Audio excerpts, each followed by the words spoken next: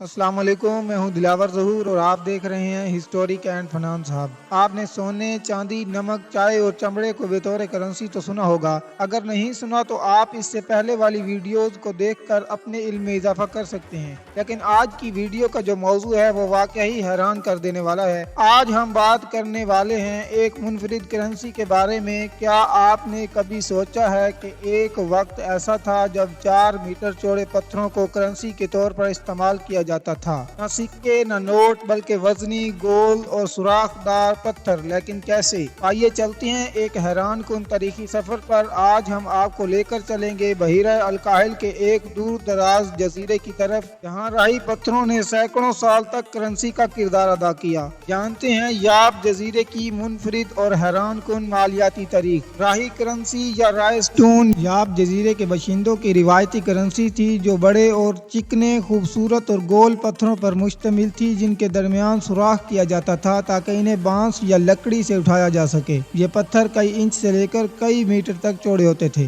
और बाज का वजन 4 टन से भी ज्यादा होता था। याब जजीरा बहीरा अलकाहिल में वाक़या है, जो आज के मुल्क माइक्रोनेशिया का हिस्सा है। ये जजीरा फिलिपाइन के मशरिक और गवाम के जनूब में वाक़या है। यहाँ के लोग समुद्री सफर और रवायती तिजारत में बहुत महारत रखते थे और उनकी मालियाती सोच आज भी दुनिया के माहिरीन मुआशियत को हैरान कर देती है। राही पत्थरों का आगाज तकरीबन 500 ईस्वी में हुआ, लेकिन इनका इस्तेमाल 11वीं से 19वीं सदी तक बहुत आम रहा। ये पत्थर याब में नहीं बनते थे, बल्कि लोग सैकड़ों किलोमीटर दूर जजीरा पुलाव और बबली डाउब से ये पत्थर काट कर लाते और फिर कैनों कश्तियों में ले जाकर याब जजीरे तक पहुंचाते। ये सफर निहायत मुश्किल और जानलेवा होता, इसीलिए हर पत्थर की अपनी एक दास्तान होती। जितनी मुश्किल से पत्थर आता, इतनी ज्यादा इसकी कीमत होती थी। राही पत्थर रोजमर्रा की खरीदारी के लिए नहीं, बल्कि बड़े पैमानों पर लेन देन के लिए, जैसा कि जमीन की खरीदो फरोख्त, शादी या जहेज की खरीदारी, कर्ज की अदायगी और मुआशरती जुर्मानों के लिए इस्तेमाल होते थे। दिलचस्प बात यह है कि पत्थर अपनी जगह से हटाए नहीं जाते थे, बल्कि जबानी ऐलान होता था, ये पत्थर अब फलां शख्स का है, यानी मलकियत मुंतकिल होती थी, पत्थर नहीं। राही करेंसी के बहुत जबरदस्त फवाइद भी थे। इसे चोरी करना तकरीबन नामुमकिन था। हर पत्थर की इनफरादी तारीख होती थी जो इसकी कीमत तय करती थी। लोगों में एतमाद और ज़बानी वादे की सकाफत फरोग पाती थी। ये करेंसी सकाफत और इज्जत की अलामत भी समझी जाती थी। जहाँ ये फवाइद थे, वहाँ नुकसानात भी थे।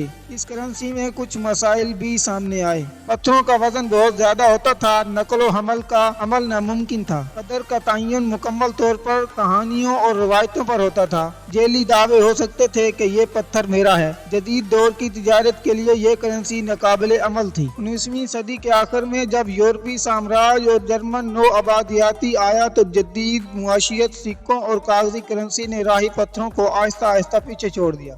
दूसरी जंग अजीम के बाद अमेरिका की मौजूदगी ने याब में डॉलर मुतारफ कराया। ताहम आज भी राही पत्थर याब के गाँव और देहात में सकाफती अलामत के तौर पर महफूज हैं और बाज़ मकामात पर रस्मी तौर पर अलामती लेन देन में इस्तेमाल होते हैं। याब के राही पत्थर हमें ये सिखाते हैं कि करेंसी का असल मफहूम एतमाद, कबूलियत और रवायत है। पत्थर हो या नोट, करेंसी वही है जिसे लोग कीमत देते हैं। आपके ख्याल में अगर आज भी ऐसा निज़ाम होता कि पत्थर एक जगह पड़ा है मगर मलकियत बदल गई, तो लोग ईमानदारी से मान लेते? कमेंट सेक्शन में अपनी राय का जरूर इजहार करें। चैनल को सब्सक्राइब करें, लाइक एंड शेयर करें। मिलते हैं नई वीडियो के साथ। अल्लाह हाफिज।